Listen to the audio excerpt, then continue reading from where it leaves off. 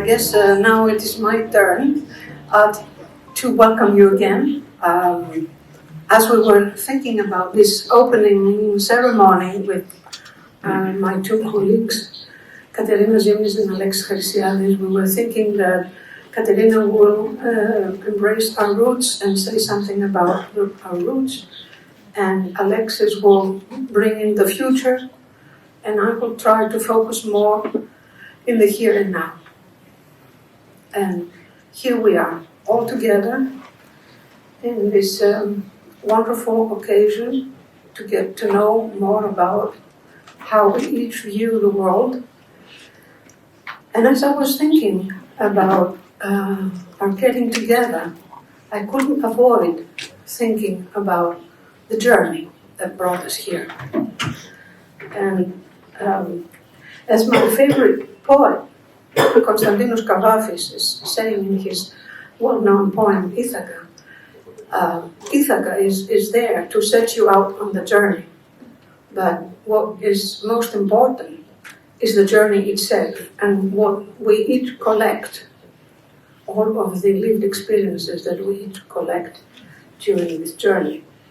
So I wanted to share with you a little bit from this journey that brought us all together. When I first came to Greece in 1987, psychology was still not a separate discipline in the Greek university. It was under the Department of Philosophy and Education, and psychotherapy was just beginning, and very few schools of thought were existing at the time. As I started teaching, I started realizing how existential thought was very important and touched a lot of the students that were participating in the courses. So it was very fortunate that in 2001 I was able to participate in the first handbook that came out talking about the current psychotherapy in Greece. And as maybe you can see in the cover, now there are quite a few more, and existential psychotherapy is there. Also, I had the opportunity to start a seminar in my new office about existential thought. And Alexis Harisiadis was there right from the beginning and was very interested in existential thought. And we started thinking about what can we do to make existential psychotherapy more well-known to the Greek community. So we approached a very old and dear friend, Evy Dallas, and the three of us started thinking about it more and more, and Evy also brought Katerina, and the four of us got together in 2004 and decided that we were going to do something together, and we called our group Gignesthai, which is a word meaning becoming. So we are always Gignesthai. We are always becoming. We are always growing, and we have grown since 2004 in a very organic kind of way on the basis of the demand that was coming from the people that were following our seminars and our workshops. So in September of 2004, we had our first common seminar on existential thought, and this is our first group that was very interested in existential thinking. And slowly, this started to become larger and larger. And I will tell you a little bit more about how we got into having a 4-year training program and being here. But when we started, we had two goals in mind that set us out on this journey. The one goal, as I already mentioned, was to make existential psychotherapy more well-known to the Greek community. And our other goal was to make our history and the Greek way of thinking also well-known, or to be also put our little stigma in the larger existential community.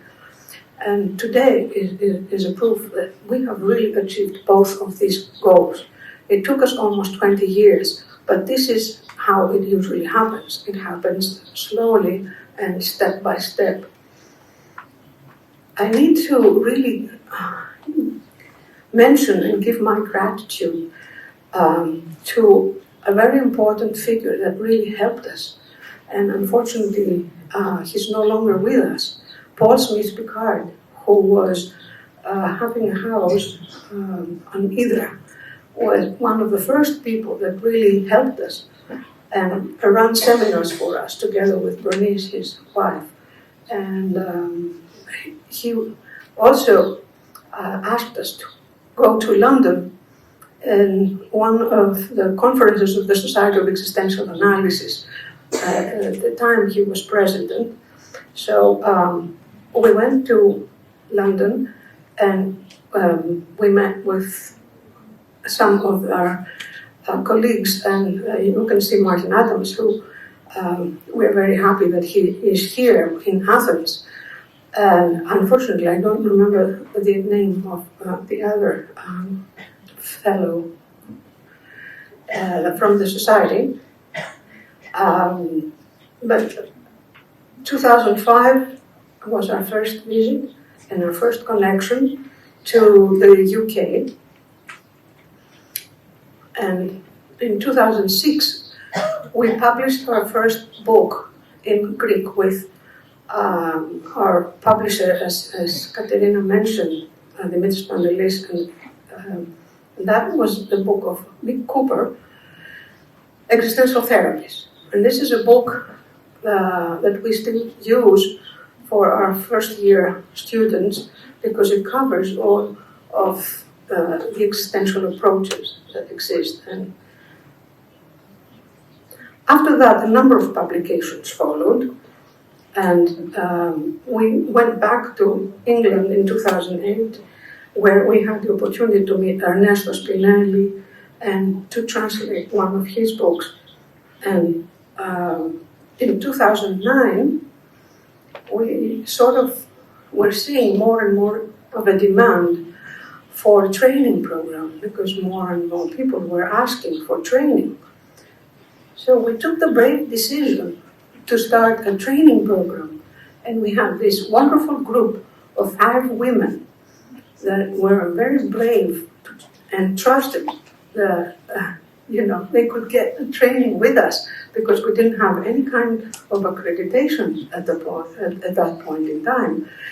But they formed our first group, and we're very happy because 2 of them are now our trainers in our association, Dimitra Thanassou and Nana Stamatopoulos, and also today Frisa Plimaki, who was one of our first graduates, gave a speech, a wonderful speech about chaos. So this was our first training group. And as you will see, this group sort of grew larger and larger. And Ernesto Spinelli was the second person to come and visit and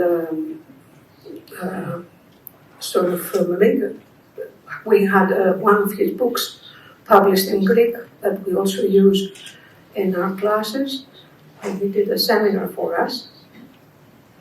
And 2012, Emmy Van Dorsen came, and another book, and we have now also the latest book of Ernesto Spinelli being translated and is going to be launched in this conference.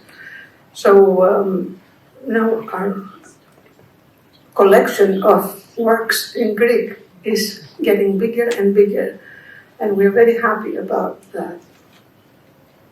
2012 was a very important year for us because that was the first international conference that we participated and in China, and we met our Chinese colleagues, but also our American colleagues, and by now friends, Eric Craig and Kirk Snyder and Liz Hoffman, who is also going they are all here, and Louis Hoffman with Nathaniel Granger are going to be hosting the 4th World Congress. They will tell us all about it at the closing of the conference.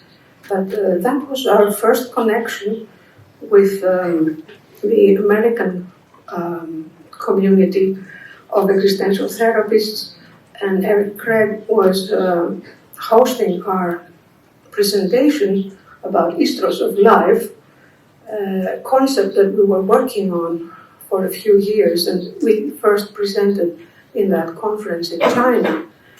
And it's very wonderful that now this concept is included in Mick Cooper's Existential Therapy's new edition of the book. So we are sort of slowly putting our stigma in the larger existential community. In 2013, we started a very interesting collaboration with another 2 phenomenological associations that we are still very closely related to, and we are very happy that they're also participating in this conference, the Design Analysis and the Focusing Association. And we'll have a lot of roundtables together in many conferences. And we also were able to publish a journal together. It's called Epochi, and you might be, those of you that speak Greek can find the last 2 volumes outside. But it is it's a journal that is doing very well, and it is a forum for all of us to share our work and our ideas.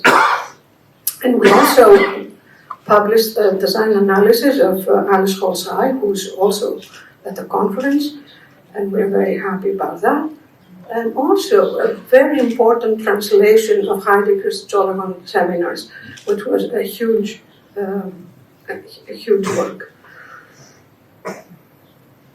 We then translated Existential Humanistic of Kirk Snyder and Ora Krug. Kirk Snyder was the next person that visited us and did seminars for us. So slowly, as you see, our group is also becoming larger and larger. 2015, as Katerina mentioned already, we have the first World Congress in London, where we are also taking part. And we also have a very important event in 2015, which is the Zymnis that becomes an EAVTI, an Approved Training Institute for Existential Therapy from EAP. So 2016, Eric Craig comes for his first workshop on dreams, and he has been here a number of times and also during our core dream retreats. So we're getting closer with all of the existential community. 2019 is an important year because FETE is being established, and we have the first European Congress in Vienna. And Katerina is there from the beginning of the creation of the association, as well as she's still in the board of trustees and helping with whatever is needed in FETE. But we are also very happy that FETE and both the current chair and the chair-elect are here, as well as the past chair. They're all in Athens. And 2019 ended with us moving to new premises. Before we moved, we went to Argentina. That was the second World Congress. And we are here with Susanna Signorelli, who's also going to be our first keynote speaker. And she was so nice and so kind to us. So we're very happy to have her. And we also got from Louis Hoffman a book called East-West Psychotherapy, where Gignesthai is also having a chapter on Zorba the Greek. And Zorba the Greek is, connected with ethos of life and how to live life to its fullest. So also in 2019, during the Congress, we had the publication of the Wheelie World Handbook, where, again, Gignesthai is part of that World Handbook. So we are very happy that all of the contributors are here with us, as well as Simon de Block, who was the professor who inaugurated our new premises in November of 2019. Unfortunately, those premises we didn't really enjoy much, because in March of 2020 the pandemic broke out. So everything had to be turned virtual. And a lot of the things that we were doing together with the other two associations had to stop. But that was a great push in order for us to really move on with our online training that we hadn't dared to do until then. But just before the pandemic started and the first lockdown in March of 2020, I was very happy to be part of the membership of the executive committee of FETA and to participate in the AGM of EAP, where FETA became an EWO. We had made an application and we celebrated acceptance of our application, because now existential approach is an official approach for EAP, for the European community. So that was a landmark just before the pandemic started. This is a long journey, and as I said, it was a little bit interrupted with everything that happened with the coronavirus. But here we are in 2023, the three of us, celebrating our new premises, because we moved again to a better place, and hoping that this is going to be a very good year, which apparently, because we always lived with the fear of if something was going to happen and this conference was going to be cancelled, like the second European conference that we had organized in May of 2020, but because of the pandemic it had to be cancelled and to become virtual. So we were sort of always a little worried that maybe something unexpected, as life had proven so many times, would happen, and we would not be able to host this congress. But fortunately, here we are all together, and this is our wonderful group of trainers. We are very grateful for having them, and we hope that you will all get to know them during the congress. And this is our very committed group of trainees. So this is a long journey, and there are so many things that I feel grateful. And I want to end with a 5-minute video on gratitude of Louise Rachbert that one of our students shared with us last year, and she was very kind to also send to me. And I want to share this video because I feel great gratitude for all of the journey and for having such wonderful colleagues and for having you all here with us. And because I also want to hope that we will all have that kind of experience during these 4 days that we're going to be together, and that we will all exchange our views and ideas in an open-hearted and open-minded way, but being respectful and caring for one another. So thank you all for coming, and enjoy the video.